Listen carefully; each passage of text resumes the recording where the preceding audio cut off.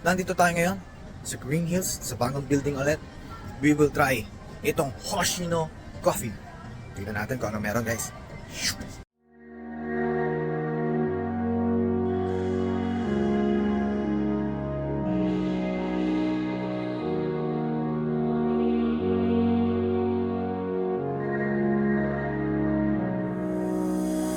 Running back and forward cause I'm causing you heartache. Thinking I could leave you any second of night. Never been the one to be emotionally closed off. Maybe cause it's feeling so right.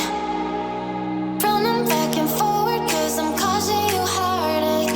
Thinking I could leave you any second of night. Never been the one to be emotionally closed off. Maybe. So guys, kakatapos lang kumain dito sa Hoshino Coffee. Okay. Ang sarap ng mga food nila, guys.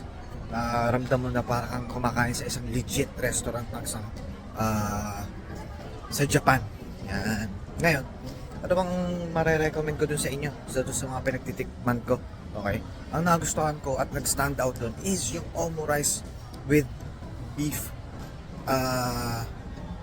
beef steak. Yung beef, ay nako, panalo yun, guys.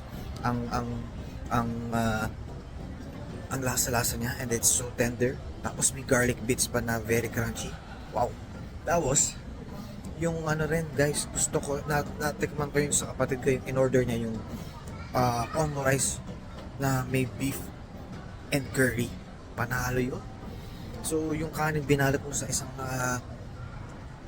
itlog. Okay? Tapos sinamahan mo pa ng beef at yung sauce na curry. Wow. Ang linamnam ng ano nila, yung pinaka-curry na inilagay doon. Okay. Tapos siyempre, hindi ko tinapos yung pagkain nung doon sa Hoshino. Okay? Umorder ako ng napaka-fluffy na pancake nila. Okay, ang in-order ko doon is yung nakita nyo na merong cream, okay, whipped cream over vanilla ice cream doon sa ibabaw ng kanilang pancake. Ay, nako. So, nung paghiwa mo, okay, malambot siya. Pero yung pinaka-outer part nung pinaka-pancake is a bit, parang gusto niya maging pumunta doon sa pagiging malutong and makunat. And then yung pinaka-interior ng pancake is really soft.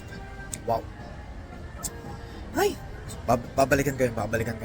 Tapos order pa ako ng mas marami pa para ma-enjoy ko yung stay doon. Guys, hanggang sa susunod vlog, hindi pa ako makain kasi ang dami ko nakain. But I'm really happy and satisfied. See ya.